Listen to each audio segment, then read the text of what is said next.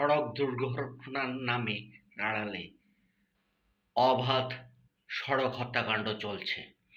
বছরে ৩২,০০০ মানুষ হত্যাকাণ্ডের শিকার হলেও ঘাতকদের ধরার কোনো নজির নেই।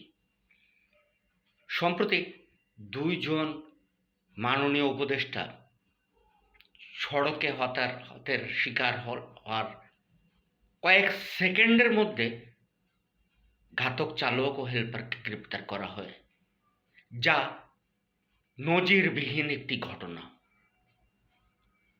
তারপর দিনই রামপুরায় একই কোম্পানির ২টি বাস পরস্পরের সাথে কম্পিটিশন শুরু করে সড়কে নেমে। ২টি গাড়ি বেপরোয়া, একটিকে সাইড দিচ্ছে না, কোনাকুনিভাবে দাঁড়িয়ে